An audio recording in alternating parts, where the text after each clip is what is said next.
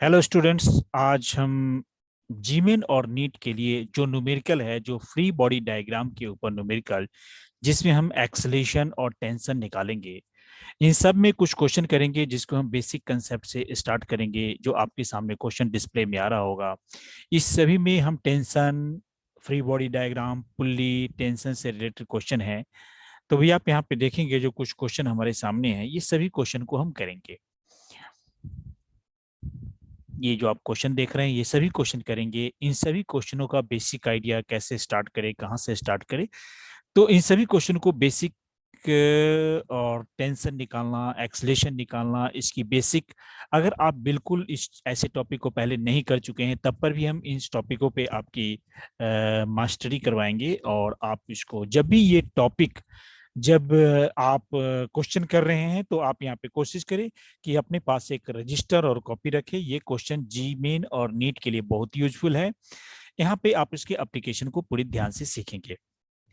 तो मैं एक एक करके फर्स्ट क्वेश्चन से स्टार्ट करता हूँ, और उन चीजों को पूरे ध्यान से देखना है, समझना है। तो बेसिक चीज आप कुछ, इससे पिछले वाली वीडियो में भी हमने शायद बताया था कि टेंशन, स्ट्रिंग के अंदर टेंशन होता है, और टेंशन तभी होता है कि जब स्ट्रिंग टाइट होता है। लूज में, लूज स्ट्रिंग में टेंशन जीरो होगा। एक दूसरी चीज, टेंशन के डायग्राम में आपने एक और चीज जो देखना है कि जब हम टेंशन लेते हैं, तो अभी लॉज ऑफ मोशन में टेंशन पूरे स्ट्रिंग में कांस्टेंट होगा। कंडीशन है पूरे स्ट्रिंग में टेंशन कांस्टेंट होगा, लेकिन उसके लिए कंडीशन है कि स्ट्रिंग शुड बी लाइट और मासलेस, और पुल्ली के ऊपर कोई भी फ्रिक्शन नहीं होना चाहिए। Then in same string tension will be same, in same string tension will be same. तो इसी चीज को और भी दूसरे भी हम वे में ले सकते हैं। और हाँ, अगर उसकी टेंशन की कोई मास हो जाती है, टेंशन की कोई मास हो जाती है, तो वैसे कंडीशन में, टेंशन की कोई मास हो जाती है तो वैसे कंडीशन में, स्ट्रिंग की कोई मास हो जाती है तो वैसे कंडीशन में टेंशन चेंज हो जाएगा। ये ध्यान रखना है। तो अभी आपके सामने ये क्वेश्चन है। इस क्वेश्चन में आप देख रहे हैं कि यहाँ पे निकाला गया laws of motion, free body time. एक क्वेश्चन है, find the force acted by 20 centimetre rod. ये जो 20 centimetre rod on 10 centimetre rod, 20 centimetre 10 centimetre rod के ऊपर कितना फोर्स लगा रहा है, ये फोर्स अभी हम निकालेंगे। If mass of rod is 30 centimetre, और इसकी 30 सेंटीमीटर, पूरे मास रॉड की 30 सेंटीमीटर इसका वेट, 3 kg वेट है। तो ये क्वेश्चन कैसे करेंगे, यहाँ पे एक जो आप देख रहे हैं कि यहाँ पे एक 32 न्यूटन का फोर्स लग रहा है यहाँ पे, और 20 न्यूटन का फोर्स लग रहा है। और ऊपर टोटल मास जो है यहाँ पे, इस चीज का टोटल मास जो आप देख रहे हैं, ये मास है हमारे पास 10 सेंटीमीटर और 20 सेंटीमीटर। तो ये मास 30 सेंटीमीटर का मास है। अब ये कैलकुलेशन हम करने जा रहे हैं। कैलकुलेशन करने से पहले कुछ बेसिक चीज को यहाँ पे आपको समझना है। क्या है बेसिक चीज? जो बेसिक बेसिक चीज को समझिए। बेसिक चीज ऐसा है कि इस साइड में आप देख रहे हैं कि 32 न्यूटन का फोर्स लग रहा है नीचे की तरफ, और यहाँ पे 20 न्यूटन का फोर्स लग रहा है, और इसके ऊपर कोई ऑब्जेक्ट नहीं है। और ये जो 10 सेंटीमीटर प्लस 20 सेंटीमीटर, ये 30 सेंटीमीटर का है, ये पूरा 3 kg का ऑब्जेक्ट है। तो जो ज्यादा फोर्स है उसी डायरेक्शन में ऑब्जेक्ट मूव करेगा, जो ज्यादा फोर्स है उसी डायरेक्शन में ऑब्जेक्ट मूव करेगा। तो इसका मतलब ऑब्जेक्ट का मूव इस डायरेक्शन में होगा, और ये नीचे की तरफ होगा। तो यहाँ पे अगर देखा जाए नेट फोर्स के हिसाब से हम अगर कैलकुलेशन करते हैं, तो मैं इस टाइप से इस कैलकुलेशन को कर रहा हूँ, जो यहाँ पे साइड में लिख रहा हूँ। तो यहाँ पे आप देखेंगे कि जो 32 newton minus 20 newton is equal to, यहाँ पे 3 kg का मास है, तो 3 into A mass into acceleration लिख सकते हैं। या आप ऊपर लिख सकते हैं कि 32 minus 20 equal to M A mass into acceleration. यहाँ टोटल मास है A, mass, total mass 3 kg का है। तो ये 32 माइनस 20 ये हो जाएगा 12, 12 इक्वल टू 3 ये आ गया। और यहाँ पे फिर एक्सलेशन निकालेंगे, तो एक्सलेशन जो है ए इक्वल टू 12/3 आ गया। तो ये यहाँ पे कैंसिल होके एक्सलेशन हमारे पास 4 मीटर पर सेकेंड स्क्वायर का एक्सलेशन हो गया। मैं एक बार दोबारा रिपीट करता हूं। इसके ऊपर जो आप देख रहे हैं यहाँ पे, क्या देख रहे हैं कि 32 न्यूटन का नीचे फोर्स लग रहा है, 20 न्यूटन का दूसरी साइड में फोर्स लग रहा है। नेट फोर्स होगा 32 माइनस 20 होगा। 20 की डायरेक्शन में ऑब्जेक्ट तो मूव नहीं कर सकता, 30 की डायरेक्शन में मूव करेगा। तो और बॉडी का जो टोटल मास है 3 kg है, वो 3 kg राइट डायरेक्शन में एक्सलेशन होगा। तो फाइनली अभी जो हमने यहाँ पे निकाल दिया है वो ये निकाला है कि इस बॉडी का राइट साइड में एक्सलेशन हो रहा है, और राइट साइड में एक्सलेशन की वैल्यू हो गई हमारे पास 4 मीटर पर सेकेंड स्क्वायर। अब इसमें दो ब्लू और ग्रीन कलर का दिखाया गया है, जो अगर मास के हिसाब से देखेंगे कि दोनों का मास मिलाकर यहाँ पे अगर 3 kg का मास दिया गया है और यूनिफॉर्म चीजें है, तो ऑटोमेटिक जिसकी रेशियो लेंथ के रेशियो में उसकी मास का रेशियो होगा, तो राइट वाले का मास यहाँ पे 2 kg का हो जाएगा और लेफ्ट वाले का मास हमारे पास 1 kg होगा, क्योंकि ये उसी रेशियो में डिवाइड किया हुआ है। तो 20 सेंटीमीटर का 2 kg और 10 सेंटीमीटर का 1 kg है। अब यहाँ क्वेश्चन में पूछा क्या जा रहा है, क्वेश्चन में पूछा जा रहा है find the force acted by 20, यहाँ रॉड जो है ये 20 सेंटीमीटर रॉड होगा ऑन 10 सेंटीमीटर। तो मैं यहाँ पे मानता हूँ कि 20 सेंटीमीटर जितना इस पे फोर्स लगा रहा है, 10 सेंटीमीटर भी उतना ही फोर्स लगा रहा है। तो मैं सिर्फ 20 सेंटीमीटर 10 सेंटीमीटर के ऊपर फोर्स जो लगा रहा है, फोर्स इसको दूसरी डायरेक्शन में फोर्स लगा रहा है, तो 10 सेंटीमीटर के लिए, सिर्फ 10 सेंटीमीटर के लिए देखिए। तो 10 सेंटीमीटर के लिए आप सिर्फ देखेंगे तो 10 सेंटीमीटर भी राइट डायरेक्शन में जा रहा है 10 सेंटीमीटर। तो 10 सेंटीमीटर पे एक फोर्स जो 20 सेंटीमीटर लगा रहा है और दूसरी डायरेक्शन में 20 न्यूटन का फोर्स लगा रहा है, और नेट फोर्स इसका net acceleration 4 metre per second square का है। तो उसके हिसाब से मैं इसी चीज को अगर सॉल्व करूंगा तो मुझे यहाँ पे लिखना चाहिए, अगर मैं इस डायरेक्शन के जो राइट डायरेक्शन में फोर्स लग रहा है, मैं इस फोर्स को F मान लेता हूं, तो मुझे यहाँ पे लिखना है F माइनस 20 न्यूटन। 20 न्यूटन यहाँ पे इस डायरेक्शन में फोर्स लग रहा है, इक्वल टू 1 इंटू ए, क्योंकि 10 सेंटीमीटर का मास 1 है और 1 इंटू ए कर दिए, और ए की वैल्यू मुझे 4 मीटर पर सेकेंड स्क्वायर पहले से मालूम है, जो मैं कैलकुलेट कर चुका हूं। तो मैं यहाँ पे लिखूंगा F इक्वल टू, यहाँ पे हो जाएगा 20 एंड प्लस 1 इंटू 4। तो इस तरीके से यहाँ पे 4 प्लस 20 प्लस 4 इक्वल टू ये 24 न्यूटन का फोर्स लग रहा है, जो 20 सेंटीमीटर का रॉड 10 सेंटीमीटर पे लगा रहा है, या 10 सेंटीमीटर का रॉड भी 20 सेंटीमीटर पे उतना ही फोर्स लगा रहा है। तो इस तरीके से इस क्वेश्चन में जो फोर्स हमें निकाला गया था, तो हमने यहाँ पे फोर्स कितना लग रहा है ये हमने फोर्स को कैलकुलेशन कर दिया है। तो यहाँ पे हमने एक एक्सलेशन यहाँ पे हमने निकाल दिया है 4 सेंटीमीटर का, और यहाँ पे 24 न्यूटन का फोर्स भी निकाल दिया है। तो इस तरीके से हमने पहला क्वेश्चन जो है ये कर दिया है। अब मैं सेकंड क्वेश्चन करेंगे। तो आप ध्यान रखिए कि जब भी क्वेश्चन आप करें, तो एक बहुत इंपॉर्टेंट चीज है कि क्वेश्चन जब भी आप कर रहे हैं अगला क्वेश्चन, तो क्वेश्चन करने से पहले इसको पेन में रजिस्टर में लिख लेना है, उसको स्टेप बाय स्टेप करना है, और जरूरत है तो आप वीडियो को स्लो करके देखिए, पॉज करके देखिए। ये जो क्वेश्चन देख रहे हैं, इस क्वेश्चन में फाइंड टेंशन एंड एक्सेलरेशन यहाँ भी निकाला गया है, निकालना है। यहाँ पे आपके साथ ऑब्जेक्ट है, यहाँ पे ऑब्जेक्ट, दो ऑब्जेक्ट है, और जिसकी मास 1 kg का ऑब्जेक्ट है, और ये 3 4 5 मीटर, आप यहाँ पे लेंथ देख रहे हैं, 3 मीटर 4 मीटर और 5 मीटर की लेंथ का एक ट्रैंगुलर शेप है, आप इसको वेजेस भी बोल सकते हैं, और यहाँ 1 kg और 1 kg का दो ऑब्जेक्ट है। अब ऐसे क्वेश्चन में दो तीन प्रॉब्लम मन में आती है, डाउट आता है कि ये ऑब्जेक्ट किस डायरेक्शन में मोशन में होगा, क्या वो नीचे की तरफ मोशन में होगा, ये ऑब्जेक्ट नीचे की तरफ आएगा, 4 मीटर वाली साइड के नीचे आएगा, या 1 मीटर वाली साइड के नीचे आएगा। तो ये एक प्रॉब्लम डाउट होती है, ये डाउट को भी हम क्लियर करते हैं। और 3-4 मीटर यहाँ पे एंगल नहीं दिया हुआ है, ऐसे क्वेश्चन में अगर एंगल दिया होने से क्वेश्चन आसान हो जाता है। तो एक चीज आपको याद होना चाहिए, अगर याद नहीं भी है तो मैं उसके लिए एक हिंट देता हूं जो आप ध्यान देंगे। यहाँ पे एंगल मुझे जरूरत है, मुझे ये दोनों एंगल की जरूरत, मैं कुछ समय के लिए इस एंगल को, एक एंगल को मैं अल्फा मान लेता हूँ और दूसरे एंगल को बीटा मान लेता हूँ। जैसा कि आप रूल जानते हैं कि अगर ये 1 है तो इसके नीचे आपको पता है ये 1g होना चाहिए, और इस डायरेक्शन में हमें होना चाहिए 1g साइन अल्फा, और दूसरे डायरेक्शन में हमें होना चाहिए 1g कॉस अल्फा। सिमिलरली दूसरे डायरेक्शन, इसका हमने दूसरे वाले मास के लिए लेना है, हमने इसका दोनों का 1 kg है, तो जो बीटा वाले साइड में है उसके भी नीचे आप लिखेंगे यहाँ 1g लिख देंगे, और फिर इस साइड में हमारे पास हो जाएगा 1g साइन बीटा और यहाँ पे हो जाएगा हमारे पास 1g कॉस बीटा। अब यहाँ प्रॉब्लम क्या है कि ऑब्जेक्ट किधर जाएगा, तो उस चीज को मैं सॉल्यूशन, उस चीज का जवाब ये समझ लेना है कि ऑब्जेक्ट हो सकता है वो किसी भी डायरेक्शन में जाए। वो हो सकता है कि बीटा वाले डायरेक्शन में भी मूव कर सकता है और वो अल्फा वाले डायरेक्शन में भी ऑब्जेक्ट नीचे जा सकता है। बट अगर आप कोई भी एक डायरेक्शन को मान के उसको सॉल्व करें, कोई भी एक, वो बीटा के डायरेक्शन में भी जा सकता है, तो जब बीटा के डायरेक्शन में जाएगा तो बीटा के नीचे आ जाएगा और अल्फा वाला ऑब्जेक्ट ऊपर जाएगा। और अगर आपने इसका उल्टा मान लिया तो बीटा वाले के अल्फा के डायरेक्शन में नीचे जाएगा और बीटा के डायरेक्शन में ऊपर जाएगा।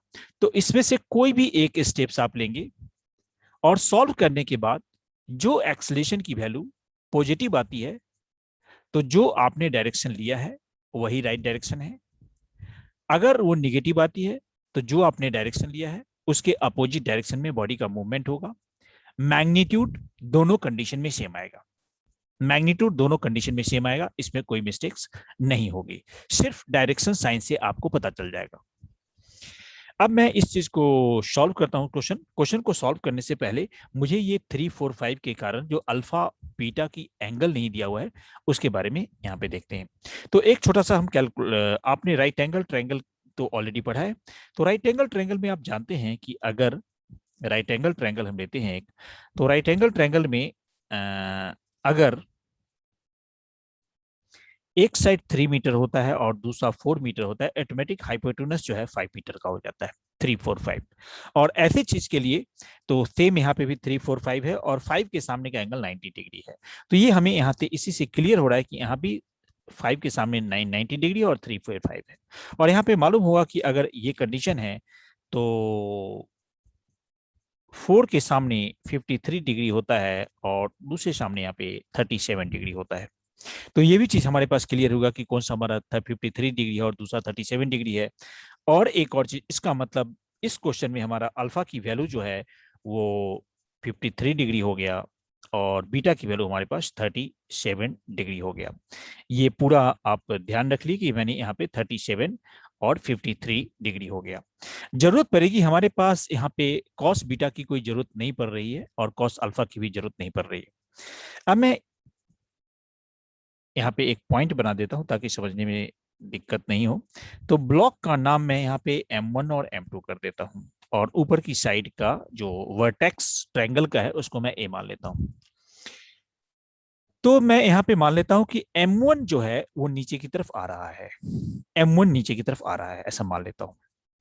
तो मैंने एरो की यहाँ पे टेंशन काम करेगा, तो टेंशन यहाँ पे हमने T सपोज किया और यहाँ पे टेंशन हमने T सपोज किया।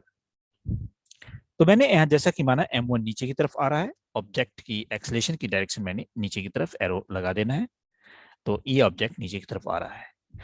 तो M1 अगर नीचे की तरफ आएगा तो अंडरस्टूड है कि M2 ऊपर की तरफ जाएगा। ये ध्यान रखना है। एक्सेलरेशन दोनों कंडीशन में सेम होगा, दोनों की सेम एक्सेलरेशन होगा, तो एक्सेलरेशन यहाँ पे हमने A मान लिया है। अब मैं M1 ऑब्जेक्ट के लिए इक्वेशन बनाता हूं। तो M1 ऑब्जेक्ट में आप देख रहे हैं दो तरह के फोर्स है। एक फोर्स नीचे की तरफ है जो 1g साइन बीटा है और टेंशन ऊपर है, 1g साइन बीटा और टेंशन ऊपर है। जबकि M2 वाले ब्लॉक में टेंशन ऊपर और 1g साइन बीटा नीचे है। जैसा कि मैंने सपोज किया है M2 ब्लॉक ऊपर की तरफ A डायरेक्शन में जा रहा है और M1 ब्लॉक नीचे की डायरेक्शन में जो अवे फ्रॉम A नीचे की तरफ जा रहा है। तो सबसे पहले M1 ब्लॉक के लिए इक्वेशन बनाते हैं। M1 में दो फोर्स, 1g साइन बीटा नीचे की तरफ, टेंशन ऊपर की तरफ, ऑब्जेक्ट फाइनली नीचे ही आ रहा है, तो इक्वेशन इसका ये रहेगा।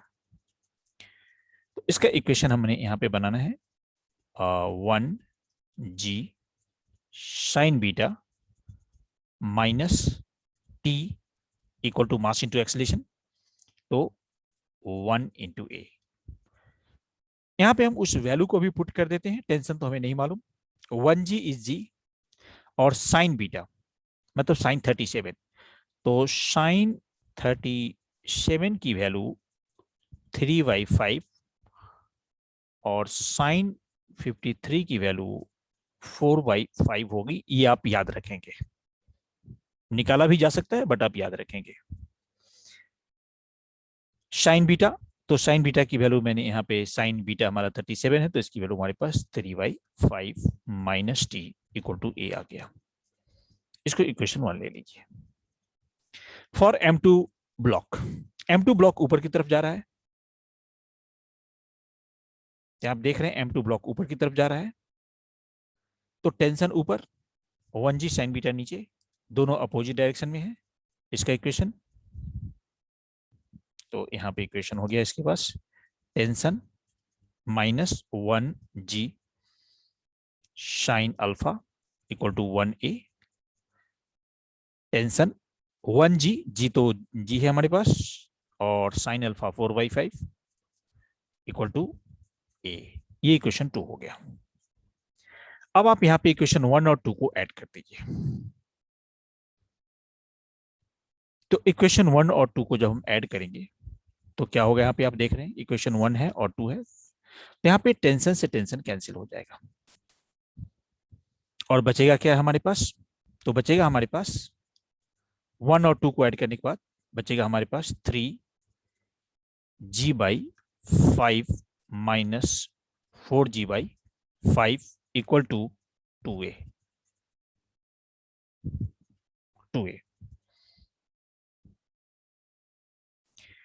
अब ये 2a आ रहा है, तो इसी को हम इंप्लाइज नीचे करते हैं, इंप्लाइज, तो ये कैंसिल होने के बाद हमारे पास आ रहा है -g/5 equal to a। This implies 2a, a equal to -g/10 आ जाएगा, क्योंकि 2 नीचे आ जाएगा। ये acceleration a equal to -g/10, g की भी वैल्यू 10 होता है, तो आप इक्वल टू ये -1 मीटर पर सेकेंड स्क्वायर हो जाएगा, ये एक्सलेशन की वैल्यू हो जाएगा। इसका मतलब यह है कि जो मैंने सपोज किया, मैंने जैसा कि पहले बताया था कि अगर मेरी एक्सलेशन की वैल्यू पॉजिटिव आती तो जो मैंने डायरेक्शन लिया है वही डायरेक्शन में एक्सलेशन होगा। अगर वो नहीं आती है, निगेटिव आती है, तो उसकी उल्टी डायरेक्शन में एक्सलेशन होगी। तो इसका मतलब जो एरो की हमने डायरेक्शन लिया है उसके उल्टे डायरेक्शन में ऑब्जेक्ट का मूवमेंट होगा। तो यहाँ पे ऑब्जेक्ट की एरो की डायरेक्शन ऊपर की तरफ होना चाहिए, इस डायरेक्शन में मूव करेगा। अब जैसा कि मैंने बताया था, ये हमने एक्सलेशन निकाल दिया, अब मुझे टेंशन निकालना है। तो एक्सलेशन की वैल्यू या तो इक्वेशन 1 में या 2 में किसी में भी पुट करेंगे, आपके पास टेंशन आ जाएगा।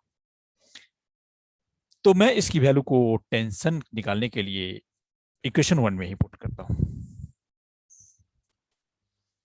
तो इसको मैं ऊपर लिख रहा हूं, तो आप यहां पे देखेंगे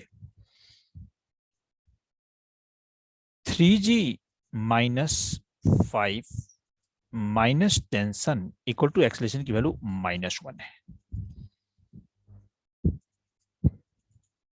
एक्सलेशन की वैल्यू -1 है, तो ये t इक्वल टू हो जाएगा 3g+5 + 1, तो इक्वल टू 3g की जगह में g की जगह अगर 10 पुट करते हैं तो ये वैल्यू हमारे पास आ जाएगा, 3g की वैल्यू पुट, तो ये हो जाएगा 30/5 + 1, तो ये 6 हो जाएगा, 35 6 जा 30, तो इक्वल टू 6 + 1 इक्वल टू हमारे पास 7 न्यूटन का ये टेंशन की वैल्यू हो जाएगा। तो इस तरीके से हमारा टेंशन 7 न्यूटन का हो गया और acceleration 1 metre per second square का हो गया।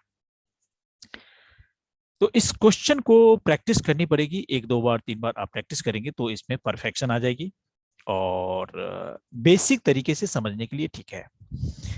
ऐसे क्वेश्चन और भी ज्यादा से ज्यादा करने हैं। अब मैं एक दूसरे क्वेश्चन के ऊपर लेता हूं। यहां भी क्वेश्चन में हम टेंशन और एक्सलेशन निकालना है। मैंने कि जैसे पहले बताया था कि फ्री बॉडी डायग्राम के ऊपर भी मैं क्वेश्चन आज सारा बता रहा हूं। तो अब ये क्वेश्चन में टेंशन और एक्सलेशन, ये क्वेश्चन बहुत आसान है। पूरे स्ट्रिंग में टेंशन सेम रहेगी जैसा कि मैं पहले बता चुका हूं, तो यहां पे मैं टेंशन को टी मान लेता हूं। और यहाँ भी टेंशन को मैंने टी मान लिया क्योंकि पूरा स्ट्रिंग है।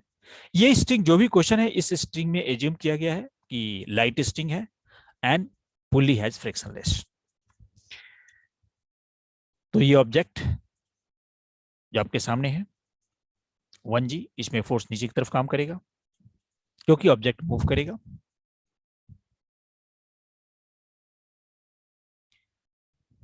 यहाँ पे ये mg नीचे की तरफ हुआ।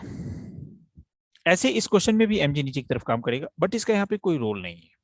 अगर फ्रिक्शन होता तो रोल होगा। अब ये फ्रिक्शन लेस सरफेस हम ले रहे हैं, स्मूथ सरफेस ले रहे हैं। ये ऑब्जेक्ट नीचे की तरफ आ रहा है, इसकी एक्सेलरेशन a है, और इस ऑब्जेक्ट का एक्सेलरेशन राइट डायरेक्शन में होगा, इसकी एक्सेलरेशन a है। दोनों ऑब्जेक्ट का मास बराबर है, सेम है, तो हमें क्या है, इसके लिए फिर मैं अलग अलग नाम देता हूं, m1 object, m2 object. m1 object नीचे की तरफ आ रहा है, ये हमारे पास 1G हो जाएगा, मतलब G ही हो जाएगा। तो फॉर m1 ऑब्जेक्ट इसका इक्वेशन क्या होगा, mg minus T equal to ma, और m1 है तो ये g minus T equal to 1a, तो a हो जाएगा। This is equation first. For m2 object, m2 object में राइट डायरेक्शन में किसी तरह का फोर्स नहीं है, सिर्फ टेंशन की वजह से ऑब्जेक्ट लेफ्ट डायरेक्शन में जा रहा है, तो यहाँ पे टेंशन इक्वल टू m2a होगा। बट यहाँ टेंशन m2a होगा तो m2 भी 1 ही है, तो t इक्वल टू a हो जाएगा, और दिस इज इक्वेशन 2। अब यहाँ इक्वेशन 1 और 2 को ऐड कर देंगे। इक्वेशन 1 और 2 को ऐड करेंगे तो यहाँ पे क्या होगा, ये दोनों टेंशन कैंसिल हो जाएगा, और g इक्वल टू हमारे पास आ जाएगा 2a। Therefore acceleration equal to g by 2। g की वैल्यू 10 लेते हैं, it is 5 metre per second square. Acceleration a equal to g by 2 and this is 5 metre per second square acceleration. अब इसी की वैल्यू को इक्वेशन 2 में पुट करके आप टेंशन निकाल दीजिए, तो फ्रॉम 2 t इक्वल टू वहां पे a है, तो टेंशन जो है आपके पास यहाँ पे 5 न्यूटन हो जाएगा, क्योंकि टेंशन एक फोर्स है। तो इस तरीके से हमने टेंशन और एक्सेलरेशन दोनों इस ऑब्जेक्ट के लिए निकाल दिए। मैं एक बार दोबारा बताता हूं, आप इस क्वेश्चन को करें, रजिस्टर पे देखे, लिखे, उसको साथ साथ इसको सॉल्व करे। कोई प्रॉब्लम आती है, वीडियो पॉज करे, उसको रिप्ले करे, फिर से देखे, स्लो मोशन में देखे, इससे आप जल्दी सीखेंगे। सिर्फ वीडियो देखने से आपको फायदा कम होगा, ज्यादा फायदे के लिए वीडियो को रोक के आप देखिए, एक एक स्टेप को समझिए। और अगर कोई प्रॉब्लम होती है, हमारा क्लास चलता है, इसके लिए हमने नीचे फोन नंबर दिया हुआ है, आप इससे मुझे कांटेक्ट कर सकते हैं। नेक्स्ट क्वेश्चन, ये जो क्वेश्चन आप देख रहे हैं, ये सभी क्वेश्चन जीमेन और नीट के लिए बहुत इंपॉर्टेंट है। और ये क्वेश्चन काफी कुछ एच सी वर्मा के बुक जो कंसेप्ट ऑफ फिजिक्स है उनसे आपको मैचिंग है। क्वेश्चन में थोड़ी बहुत वैल्यू चेंज हो सकती है, इस टाइप के वहां भी क्वेश्चन है, और लास्ट ईयर में ये सब क्वेश्चन पूछे भी गए हैं। अगेन यहाँ पे फाइंड टेंशन एंड एक्सेलरेशन दिया हुआ क्वेश्चन में। यहाँ पे कंडीशन दिया if F equal to m2g/2 tension acceleration. तो रूल को यहाँ पे समझिए, नीचे की तरफ देखिए, फिर से यहाँ फोर्स जैसा कि मैंने पहले बताया था m2g। हमें यहाँ पे एक टेंशन सपोज करना है, मैंने यहाँ पे टेंशन t ले लिया, इधर टेंशन t होगा। टेंशन के कंसेप्ट क्या डायरेक्शन लेते हैं, क्या वैल्यू लेते हैं, मैंने इससे एक पहले वीडियो में बताया हुआ है। तो टेंशन कभी हम राइट ले लेते हैं, कभी लेफ्ट ले लेते हैं, उसके लिए आप उस वीडियो को देख ले, वहां पे क्लियर हो जाएगा। फिर भी अगर लगता है कि टेंशन का या किसी और टॉपिक का कंसेप्ट क्लियर नहीं होता है, तो मुझे आप कमेंट बॉक्स में लिखेंगे, मैं उस टॉपिक के ऊपर स्पेशल डायरेक्शन के लिए आगे उस पर एक वीडियो बना दूंगा। तो मैंने यहाँ पे जैसा कि पहले बताया कि मुझे एक डायरेक्शन ले लेनी है, इसकी एक्सेलरेशन नीचे की तरफ मैं ए ले लेता हूँ, और ये भी एक्सेलरेशन यहाँ पे ए होगा।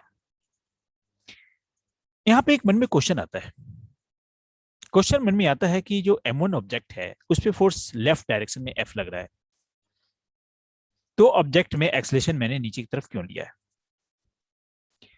देखिए नीचे की तरफ जो लगने वाला फोर्स है वो M2G है, जो बॉडी का अपनी वेट है M2G।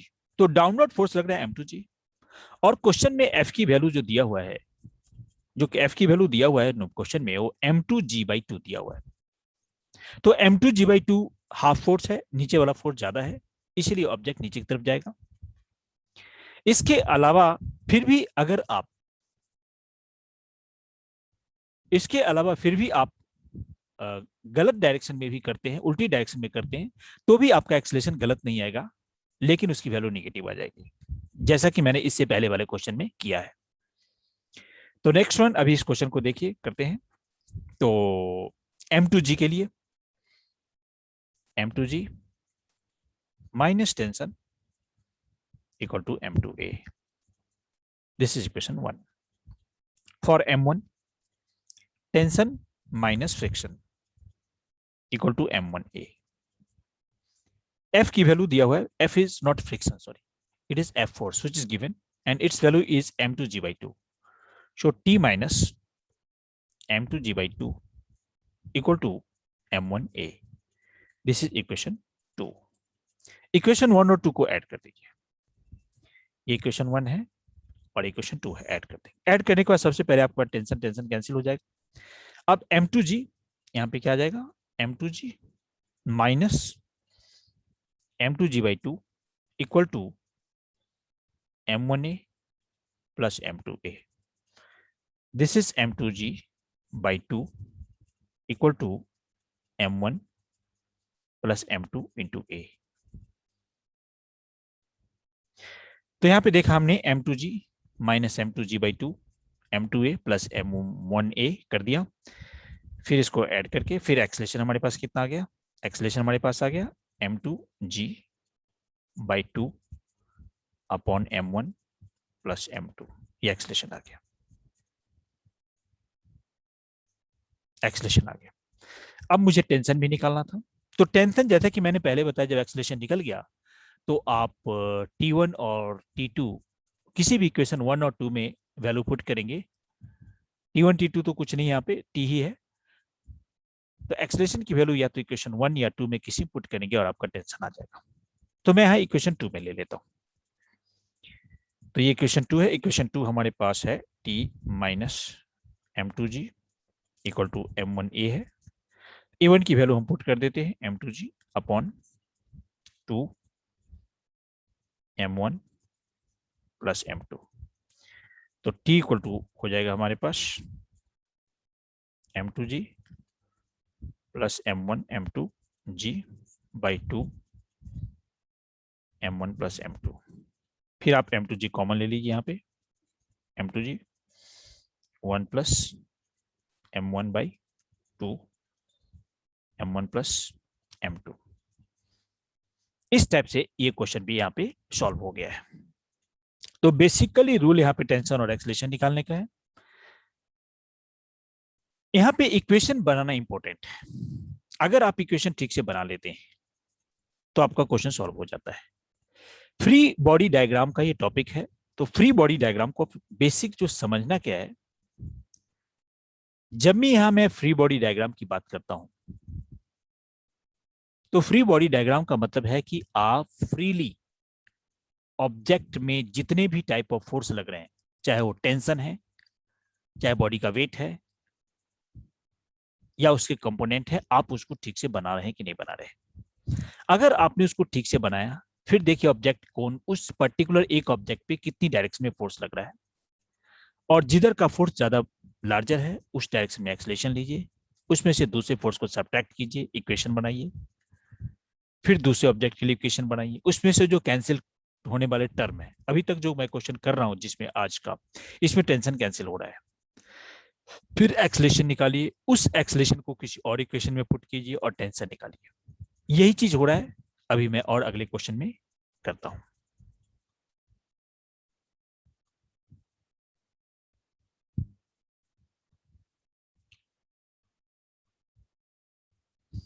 तो ये क्वेश्चन तो अभी अभी आपने कर देख लिया है। नेक्स्ट वन, नेक्स्ट क्वेश्चन है, ये क्वेश्चन भी बहुत अच्छा क्वेश्चन है। इस क्वेश्चन में थोड़ा सा एक कंसेप्ट अलग लग रहा है, तो ये भी इस चीज को भी हम देखें। यहाँ भी हमने टेंशन और एक्सेलेरेशन निकाले हैं। कुछ बेसिक चीज बताते हैं। यहाँ पे पुल्ली एक टाइप से रोटेट हो रहा है। पुल्ली के ऊपर डबल स्ट्रिंग जैसी चीजें आ रही है। क्या है, थोड़ा सा मैं इसको एक्सप्लेन कर दूंगा, इसको समझने की कोशिश करेंगे डायग्राम के थ्रू।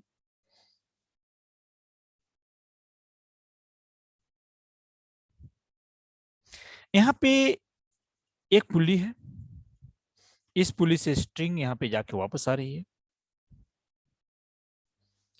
यहाँ पे टाइड है। ये लेंथ जो अभी इस दोनों के बीच में लेंथ है वो चेंज होती जाएगी। चेंज कैसे होगी कि ये पुल्ली जितना आगे बढ़ेगा, ध्यान रखिए, ये पुल्ली जितना आगे बढ़ेगा उस टोटल स्ट्रिंग में से डबल लेंथ नीचे की तरफ इंक्रीज होगी।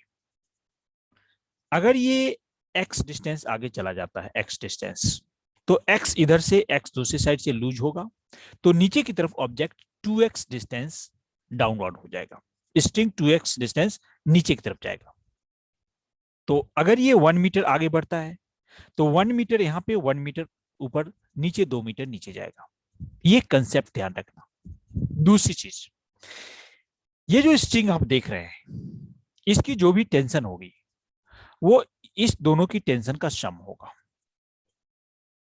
और जैसा कि मैंने बताया, स्ट्रिंग इज लाइट, तो सेम स्ट्रिंग में सेम टेंशन होगी। तो यहाँ पे ये जो स्ट्रिंग है जिसको मैं अभी पिंक कलर से ड्रॉ कर रहा हूं, ये पूरा एक ही स्ट्रिंग है, पूरे में सेम टेंशन होगा। तो जैसा कि मैंने बताया कि ऊपर में भी टेंशन थी, नीचे भी टेंशन थी, तो इस पार्ट में टेंशन डबल हो जाएगा उसका, क्योंकि दोनों का इफेक्ट इस पे आएगा। मैं शुरू में एक में टेंशन T1 T2 लेंगे, बाद में उसको डबल करके बता दूंगा। जैसे कि यहाँ पे टेंशन हमने यहाँ पे लिया T1, यहाँ भी टेंशन हमने लिया T1, यहाँ भी टेंशन हमने लिया T1, और इसमें टेंशन हमने लिया T2। और जैसे कि मैं बता रहा हूँ कि T2 इक्वल टू 2T1। और एक और कंसेप्ट मैंने बताया है कि अगर ये बीच वाली पुल्ली जो है, इस पुल्ली का भी नाम मैं कुछ ले लेता हूं। इस पुल्ली का नाम मैंने ले लिया P1 और P2। तो P1 P2 पुल्ली फिक्स है, बट P1 फिक्स नहीं है, वो रोटेट होती जाएगी। तो एक चीज ध्यान रखना है कि अगर P1 ब्लॉक, ये समझाने का चीज है, ये भी मैं क्वेश्चन सॉल्व नहीं कर रहा हूं, कंसेप्ट को क्लियर कर रहा हूं। अगर P1 block pulley x distance right में जाता है तो 2m भी x डिस्टेंस राइट में जाएगा, बट m ब्लॉक नीचे की तरफ उसका डबल 2x डिस्टेंस मूव कर जाएगा। तो सेम टाइम में अगर डिस्टेंस डबल हो रहा है m2 का, तो वेलोसिटी डबल हो जाएगी, उसका डिफरेंशिएशन करेंगे तो एक्सेलरेशन भी डबल हो जाएगा। तो यहाँ पे सपोज क्या करना है कि अगर 2m का राइट डायरेक्शन में एक्सेलरेशन a है, तो m का डाउनवर्ड डायरेक्शन में एक्सेलरेशन 2 है, ऐसा हम लेंगे। तो उसको मैं यहाँ पे लिख देता हूं ताकि कंफ्यूजन नहीं हो। तो एक्सेलरेशन अभी हमने 2m का राइट डायरेक्शन में एक्सेलरेशन a को मैंने a लिखा, और नीचे की तरफ एक्सेलरेशन यहाँ पे 2a लिख दिया है, और इसकी वैल्यू mg नीचे की तरफ होगी m ब्लॉक का। अब ये क्वेश्चन आप यहाँ पे सॉल्व कर रहे हैं। अब मैं m ब्लॉक के लिए इक्वेशन बनाता हूं। तो m ब्लॉक के लिए यहाँ पे देखेंगे mg downward force minus T1 upward force equal to net force m into 2a। This is equation 1। This is equation 1। अब 2m ऑब्जेक्ट के लिए, 2m ऑब्जेक्ट पे T2 टेंशन फोर्स लग रहा है, T2 इक्वल टू, लेफ्ट में कोई force नहीं है तो T2 ही फोर्स लग रहा है, T2 equal to 2m into a। Equation हो जाएगा T2 equal to 2m into a आ गया। और T2 की वैल्यू ऊपर से हम लिख सकते हैं, T2 की वैल्यू हमने यहां से लिख सकते हैं। तो 2T1 equal to 2ma, this is equation 2। अब इक्वेशन 1 और 2 को ऐड कर देंगे। तो ये तो 2 है। इक्वेशन 1 यहाँ पे हम लेते हैं, इक्वेशन 1 को यहाँ पे 2 से मल्टीप्लाई करके ले लेते हैं, क्योंकि ये 2t को कैंसिल करना है, तो मैं इसको ट्वाइस से मल्टीप्लाई कर लेता हूँ, फिर नीचे लिखता हूँ। तो हो जाएगा 2mg minus 2t1 equal to 4ma। अब इसको ऐड करेंगे, तो ऐड करने के बाद हमारे पास क्या होगा वो देखते हैं। ऐड करने के बाद 2t1 कैंसिल हो गया, and 2mg equal to 6ma हो गया। अगेन यहाँ मास से मास कैंसिल कर देंगे, और यहाँ पे ये कैंसिल कर देंगे 3, तो a इक्वल टू g/3 आ गया। एक्सलेशन a की वैल्यू g/3 है। अब मुझे ध्यान रखना है कि किस पार्ट की एक्सलेशन a है और किस पार्ट की एक्सलेशन 2a है। और अभी टेंशन भी निकालना है, तो टेंशन हम निकाल लेते हैं पहले।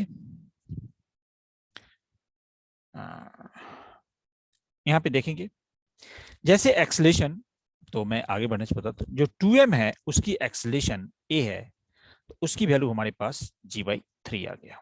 बट जो m ऑब्जेक्ट है उसकी एक्सलेशन 2a है, तो ये 2g/3 हो गया। अब टेंशन निकालना है, तो मैं इक्वेशन 2 में यहां पुट कर देता हूं इसको। इक्वेशन 2 में इक्वेशन 2 है 2t1 इक्वल टू 2ma। तो 2ma और a की वैल्यू है g/3। तो यहां पे t1 की वैल्यू कैंसिल होने के बाद t1 की वैल्यू mg/3 आ जाएगा, और t2 इक्वल टू 2t1 है, तो ये वैल्यू 2mg/3 आ गया।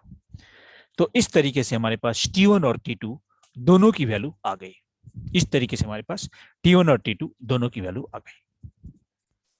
तो हमने यहाँ पे क्या देखा कि किस तरीके से हमने यहाँ पे चीजें को लिया है। तो यहाँ पे जो सबसे इंपॉर्टेंट चीज समझना है, इक्वेशन तो आप पहले वाले क्वेश्चन को प्रैक्टिस करके भी बना लेंगे, लेकिन यहाँ पे एक्सेलरेशन जो यहाँ पे एक जगह a और दूसरी जगह 2a लिया गया, और टेंशन यहाँ पे t1 और t2 मतलब 2t1 लिया गया, इसको ध्यान है। तो इसके लिए एक बेसिक कंसेप्ट बताते हैं जो आप ध्यान रखना।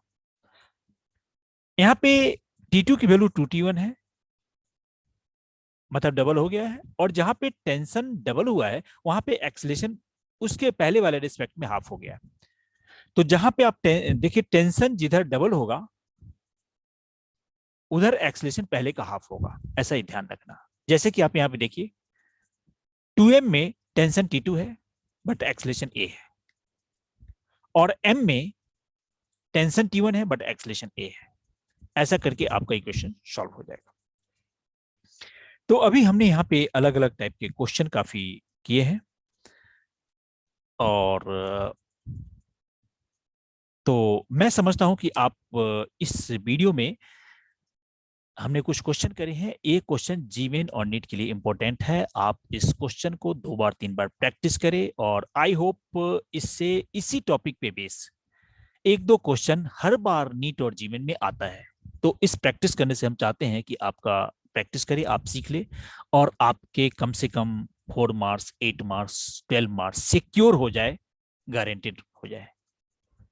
और मेरी जो क्लासेस चलती है उस क्लासेस के लिए मैंने नीचे नंबर दिया हुआ है। मैं नित्यानंद 21 ईयर से फिजिक्स की क्लास ले रहा हूँ, अलग अलग इंस्टीट्यूटों में लिया हुआ है।